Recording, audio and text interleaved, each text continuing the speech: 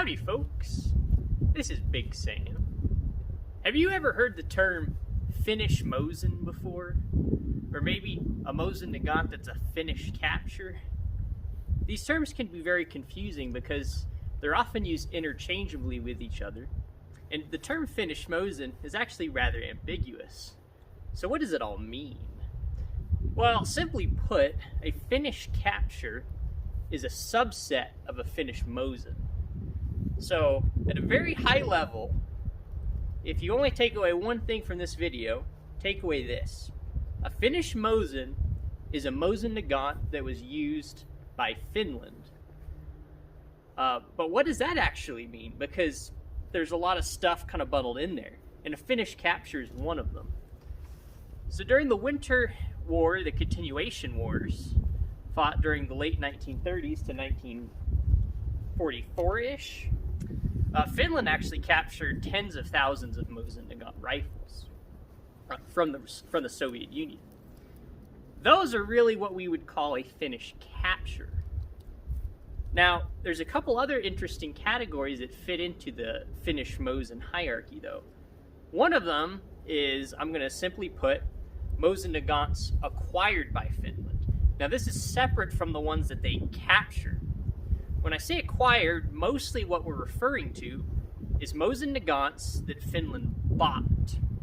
However, I'm going to use the term acquired because, as we'll talk about in another video, they were kind of gifted some as well. Of course, I guess we would put gift in quotes, right? Because can we really call this a gift, a dirty old Mosin? Well, the Finns did because they really needed to arm their army.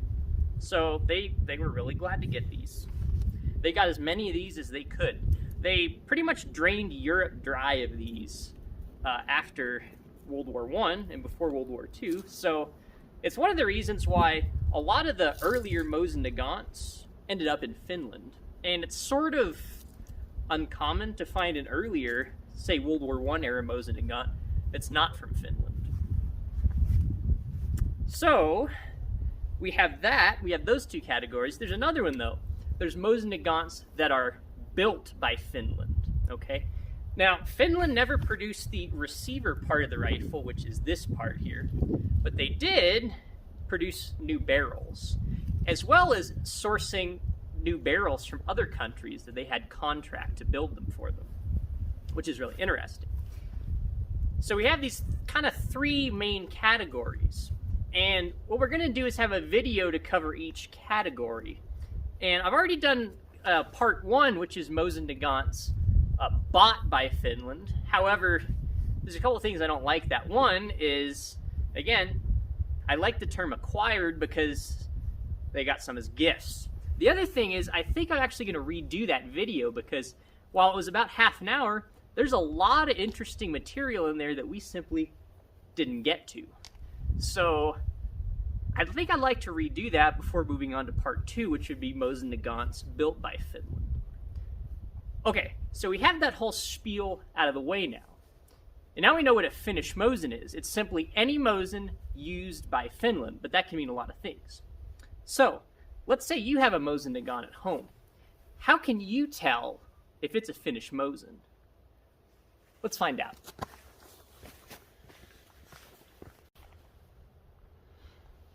So this is the rifle that I was just holding. Let's take a closer look at it.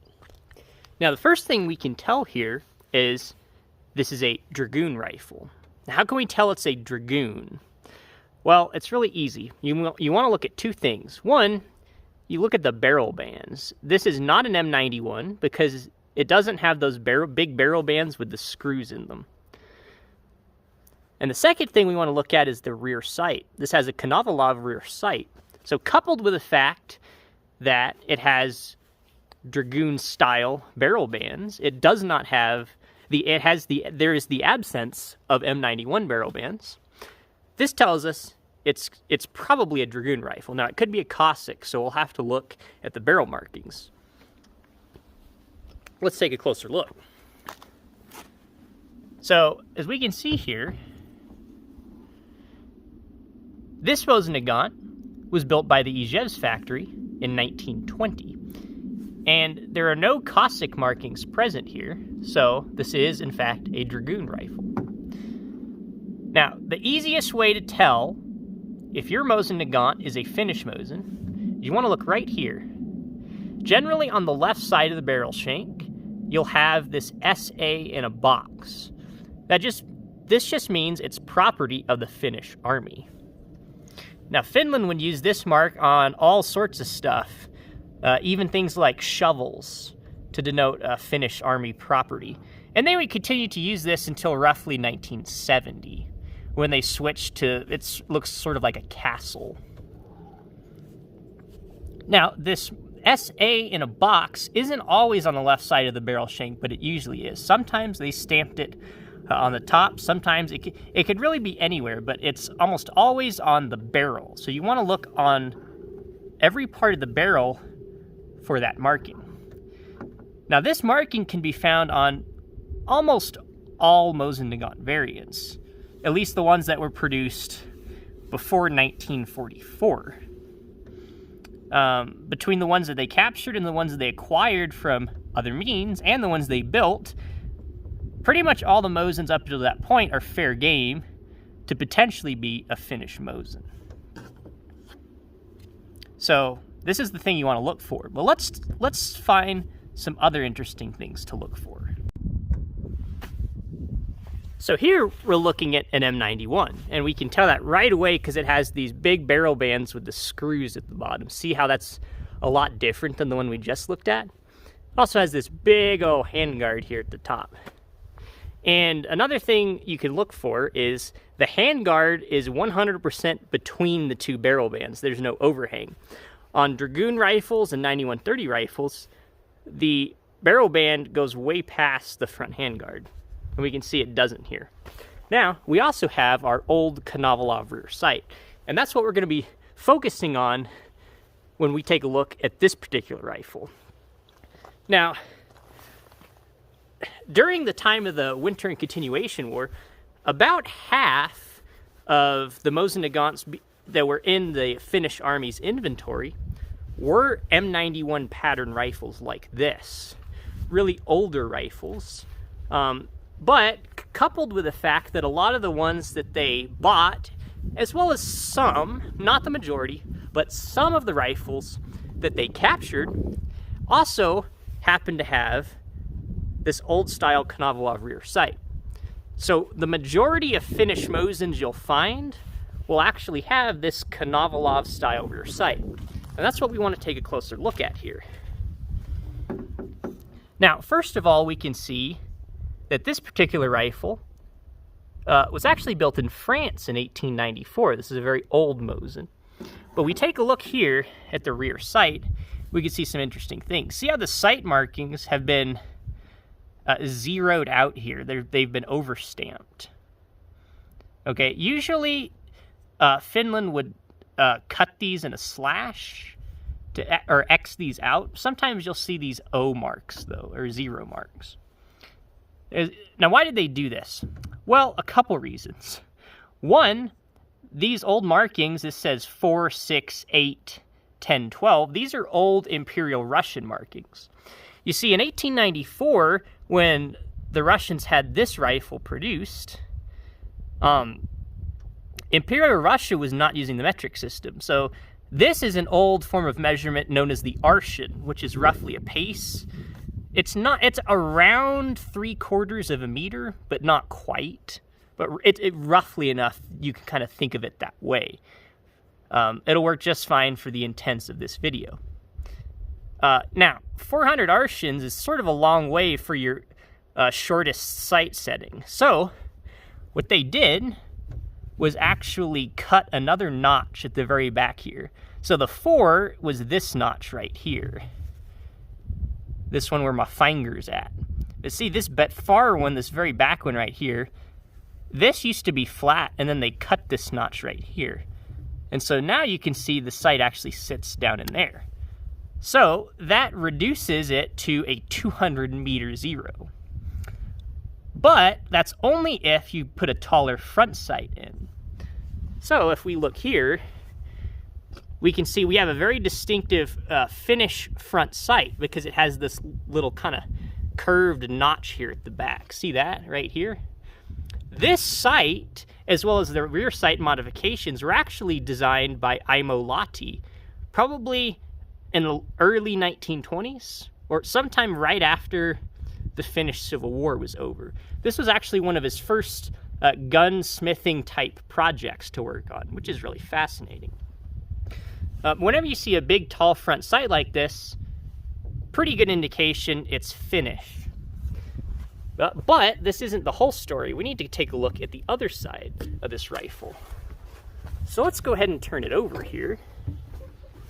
We can see on the right side, on a non-Finnish Mosin, except for the earliest Mosins, almost all of them, that have the Konovalov style rear sight, should not have any markings on the right side. But we can see here we have 2, 3, 4, 5.5, 7, and 8.5. Well, what are these? Well, these are actually meter markings that were restamped by Finland as a part of this Aimo Lahti sight modification package. So we can see here this little notch they cut, that's our 200 meter setting. So if you see any of these type of sight modifications, this is absolutely a Finnish Mosin. All right, now if we go back here again, one other thing you may have noticed is that just like our earlier rifle, we have that SA in a box stamp. However, some Finnish Mosins don't have that. And some of them won't even have a Konovalov rear sight. So apart from the ones that we know are Finnish because they were obviously built by Finland, how can we tell if it's a Finnish Mosin? Well, another thing we can look at is right here. The letter D. See that? D is in dog. Right there. That tells us that the chamber has been adjusted for the Finnish D166 projectile. It's also known as 7.62x53, especially in areas such as Finland. So this was actually Finland's custom cartridge. And this was actually a really clever thing developed by the Finns because, for one thing, this ammunition was exceptionally well made, and it was much better made than, let's say, the Russian ammo that the Russians were using at the time of the continuation war in the Winter War. But what's also interesting is, even though this has been adjusted for the D166 projectile, this will still shoot your standard, 147 grain, whatever, Russian style ammo. So they could still use any ammo that they captured from the Russians. However, the ammo that they produced was actually far more accurate, which is really interesting. So sometimes you will have no other indications that it's a Finnish Mosin besides the fact that it has that D stamped on the barrel. So you want to look for that as well. Now, before we take a look at another rifle, one interesting thing that we can look at here, which is another good indication of a Finnish Mosin, is actually not the rifle itself, it's the stock. See this right here? This stock is actually two pieces. One of the things Finland liked to do was cut these stocks, use the rear part from an old World War I M91 stock, which this one is. This also was potentially used by the Austro-Hungarians, which is interesting, the rear section. But this front section was actually newly produced by Finland, this bottom part here. And then they would actually splice these together and glue them. And what it actually does is it makes the whole thing a lot stronger. So this is a really interesting thing. But Finland was really the only one that did this in this fashion. Now, the Romanians did some interesting things with stock splicing occasionally, which we'll look at another day. But for the purposes of this video, what you want to look at here are these interesting splice patterns. See that? That is absolutely an indication of a Finnish Mosin, that stock splice right there. So there's a really lot of interesting details here that kind of help us understand that this is a Finnish Mosin. So let's take a look at another rifle. So this is a Finnish M27. Well, let's take a closer look at this guy. Now, unlike the other ones that we've seen so far, this Mosin Nagant was actually purpose-built in Finland. Now, how can we tell that? Well, if we look at the barrel markings here, we see this T in a triangle. That tells us that this barrel was produced by Tikkakoski, also known as Tikka. Now, Tikka is actually still in business today. They make some really fantastic hunting rifles. But we can see here at the front, this is really different than the other Mosins we looked at. We have this big bayonet lug. Almost all Mosins that have a bayonet lug like this are Finnish. Not all, but almost all. So it's not an absolute, but that's almost certain that this is a Finnish Mosin. We also have this really distinctive rear barrel band that was used on M27 rifles. And we have this screw that's threaded through it to fasten it. Now on M27s, a lot of them will have this extra wing here. This guy right here on the rear sight, see that? And that's to prevent this little wobble, which, well, we'll talk about the wobble another day, because that's an interesting problem. Now this one is weird because it has two Ds. So this D at the bottom here actually is not referring to the D166 cartridge. We'll talk about that one when we have a more focused and in-depth video on M27s. This D, though, up here, is talking about the D166 cartridge. Now, this one's a little weird because there's no SA in a box marking on this one. So this is an earlier one, and it just never went through an arsenal refurbishment process or went through like a repair depot where they could have stamped that. Now, that SA in a box, they started stamping that in 1941. Before that, for just a couple months in 1941, you'll see this really long word stamped on Finnish barrels, which basically says to the effect of puolustas laitos. I probably butchered that, but it's a really long word. And it basically means the same thing as the SA in a box, but Finland started putting that on their guns, and they said, this is sort of dumb. We should, if we're going to put a mark on everything that's Army property, we'll just put SA in a box, which really was a better idea, and I think it worked out pretty well for them. So that's pretty uncommon to see that word, but it's also interesting to see these earlier ones that never went through any kind of repair process. And you can see this one, it's got some scars and some battle damage. This is the kind of thing that we really like here on the channel, because this really tells an interesting story. And we know this rifle has been through some really terrible things, especially in the Winter War. The M27 was actually the main, really the brand new, the best rifle that they had during the Winter War. The M39 would really not come around until the Continuation War. But the Winter War is probably a little bit more famous here in the West. And this really is the main battle rifle, the brand new thing that they were trying to get to the frontline troops. However, that being said, remember the majority of rifles they had in the Winter War were still, or at least half of them were still those M91 pattern rifles that we've been looking at. So this is a really neat rifle, but let's take a look at one other thing. All right, this is a Russian M44 rifle. And we can tell that immediately because we have this folding bayonet assembly here. Now, why are we looking at this? This is very different from the rifles that we've been taking a look at before. Well, this I want to give you as an example of something that is sort of hard to tell if it's a Finnish Mosin or not.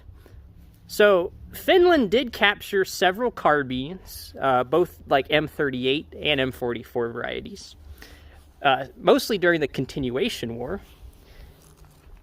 Well, the M44s were in the Continuation War, at least. Now, this gets a little weird because the M44 production was started in 1944, and it's actually pretty rare to find a Finnish captured Mosin Nagant, not one that they made, but one that they captured that the Russians made in 1944. But that's not what this is. If we take a closer look here, we can see that this rifle was actually made in 1943. Now, for our returning viewers, you've probably seen this rifle before, and I promise that we will have a video to talk about exactly why this gun exists and the events that led up to why this gun exists. So this is sort of a pre-production gun, and as we can see from looking at the barrel markings, there's no SA in a box. There's also no D-stamping. Now, sometimes you will see a number stamped 41, okay? Now, 41 is a really good indication that it's a Finnish Mosin if it was stamped somewhere on the barrel shank. This doesn't have that either, though. In fact, this doesn't really have anything. It doesn't even have import markings. Now, if this was a Finnish capture, this would probably be about how it would look. Now, the stock, I think, has probably been kind of sanded at some point. But the rifle is actually in really nice condition. And we can see, since it's a 1943 production, we have this really fantastic, rough wartime finish. We can see these really uneven milling marks. Really, really neat, really fascinating stuff. But the jury's still out on this one. Now, a lot of these, Finland didn't really like these guns very much. They had and you'll know this if you've ever shot one of these. These are very loud. They have quite a significant report, but they also have a really horrible muzzle flash. And if you want to know what I'm talking about there, just look at the thumbnail for our Mosin Nagant pumpkin carving video. That St. Petersburg cavalry carbine had roughly the same barrel length as this guy. And that was in broad daylight when that muzzle flash was recorded. So you can imagine at night, this gun would probably give your position away fairly quickly. So Finland, while they did capture some of these, they didn't really like them very much. So a lot of these guns, you won't see too many Finnish markings on. Sometimes you'll see that D marking. Sometimes you may see a 41, you may see an SA in a box, but you may see nothing. And if you don't see anything, right, this has a later style rear sight. The Finns didn't really do anything here. And they probably didn't even use this gun very much, if at all, after they acquired it, if they acquired it at all. So there's not really a very good indication for us if this is a Finnish capture. What else could this be? Well, could be a bring back from World War II. One of our veterans could have brought it back. A lot of the things that our veterans did in 1945 when they reached Berlin was they would actually horse trade their guns for some of the Russians' guns. Or they would just find guns or captured guns. They'd bring back a lot of guns in a lot of different interesting, I'll just put it, varieties. So this could be that. Now, this could also be a Korean War bringback. However, the condition is almost a little too nice for me to think that it's a Korean War bringback. And I do not believe this is a Vietnam bringback. The ones that I've seen generally, not always, but generally are quite... there's some apparent indications of rust, that they've been around really humid conditions, salt, that kind of thing. Not really good. This one's in pretty nice condition, and it has not been counterbored, which is also kind of fascinating. So there's some rifles like this where we just don't quite know exactly where it came from or why it exists in the first place. But this is one of the really neat things about Mosin Nagants, and I hope it's one of the things that you've kind of picked up on watching some of the videos on this channel. I truly believe the Mosin Nagant is the most interesting gun in the world. And one of the many reasons is cases like this, where you have a rifle like this, where you can't quite tell where it's from. It could be from, you know, one of like 5 different wars. It's just absolutely fascinating. And we know that wherever this rifle came from, it probably wasn't a very good place to spend quality time. Probably not a place I'd want to go on vacation, at least in 1944. So thank you guys for watching. I hope now you have a little bit better understanding of both what a Finnish Mosin is, maybe what a Finnish Mosin isn't, and things to look for when searching for a Finnish Mosin.